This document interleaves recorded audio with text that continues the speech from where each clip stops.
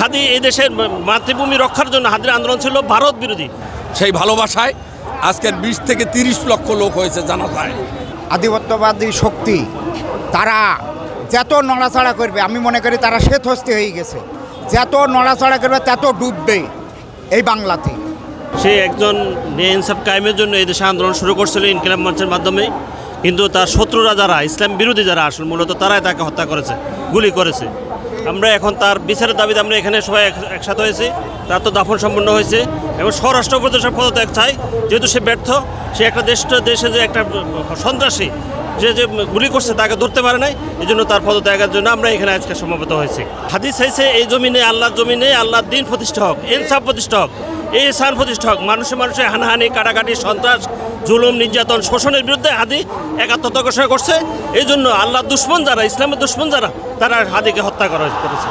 হাদি এই দেশের মাতৃভূমি রক্ষার জন্য হাদির আন্দোলন ছিল ভারত বিরোধী, আগ্রাসন বিরোধী। ভারত যাতে করে এই দেশের মাটি মানুষের সাথে কোনোরকম অত্যাচার জুলুম না করতে পারে। হাদি চাইছে এই দেশ মাতৃভূমি আমাদের হয়ে থাকবে, অন্য কোনো শোষণের হস্তক্ষেপ যাতে করে এই দেশে না পড়ে। এই জন্য হাদিকে হত্যা করা হয়েছে। ভারতের আধিপত্য যারা, ভারতের দালাল যারা, মূলত শেখ হাসিনার দালাল যারা, তারা এই হাদিকে হত্যা করেছে।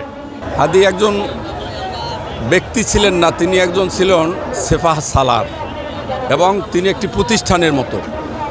তিনি যেমন ধর্মীয় অঙ্গনে শিক্ষা গ্রহণ করেছে, তেমনি ঢাকা ভার্সিটি থেকে পাশ করেছে। আমিও ঢাকা ভার্সিটি হিসাবে তারই এক সিনিয়র ভাই।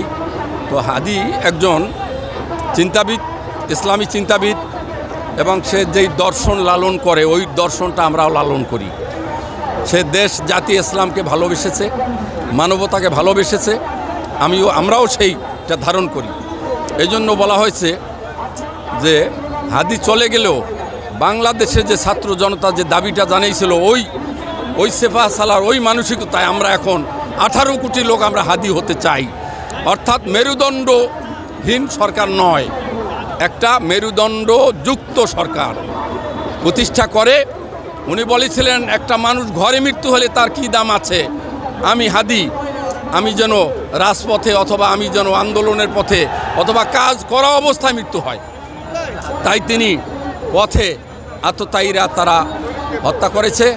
উনি একজন শহীদ, আল্লাহর মকবুল শহীদ হিসাবে আল্লাহ পাক তাকে যেন একেবারে বেহেশতের উচ্চতম মাকামে তাকে স্থান দান করেন। সেই ভালোবাসায় আজকের 20 থেকে 30 লক্ষ লোক হয়েছে জানা যায়। উনি সিক্ত হয়েছেন, তার আত্মা সিক্ত হয়েছেন। সেই ঢাকা ভার্সিটিতে কবি নজরুলের পাশে তার কবর হলো। এটার চেয়ে আর চাওয়া পাওয়ার কিছু নাই।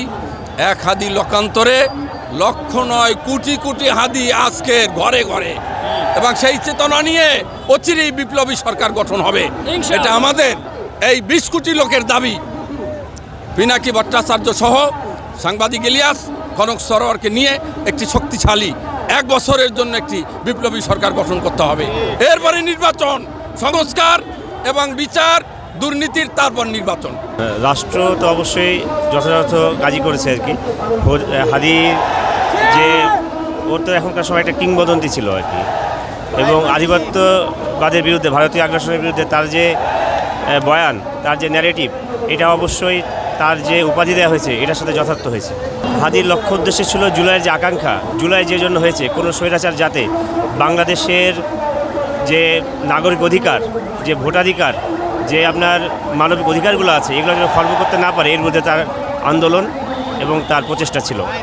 এবং নতুন করে স্বৈরাচারও যেন কোনো তৈরি না হয়, এই বিষয়েতে সে সবসময় সচেতন ছিল।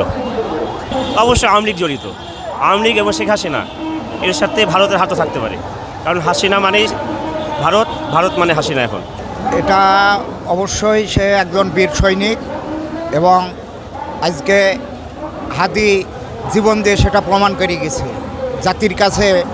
সে একজন বীর সৈনিক হিসাবে আজীবন স্মরণীয় হয়ে থাকবে। আমরা মনে করি যে যুবকদেরকে তার চেতনা নিয়ে আগায় যেতে হবে, এবং সে চির অমর হয়ে থাকবে বাংলাদেশে। এবং এই যে আধিপত্যবাদী শক্তি তারা যত নড়াচড়া করবে, আমি মনে করি তারা শ্বেতহস্তি হয়ে গেছে। যত নড়াচড়া করবে তত ডুববে এই বাংলাতে। তার মূল কারণ হলো বাংলাদেশের ইয়ং পপুলেশন তারা এখন বোঝা শিখেছে কে ভালো কে মন্দ, ভালো মন্দের বিচার বিশ্লেষণ তাদের ভিতরে এখন বিদ্যমান। এখন বাটপারিকারী আর বাংলাদেশের রাজনীতি চলবে না। এই দেশের রাজনীতি করতে হলে পারে সঠিক পথে আসতে হবে। এটাই হলো হাদি শিখাই দিয়ে গেছে এবং সে জীবন দিয়ে প্রমাণ করছে যে 24-এর গণ অভ্যুত্থান কখনোই বৃথা যাবে না এবং এই গণ অভ্যুত্থানের চেতনা নিয়েই আগামী প্রজন্ম এগিয়ে যাবে। এই বাংলাদেশকে ভারতীয় আধিপত্য থেকে দূরে রাখার জন্যই তাদের কমিটমেন্ট ছিল।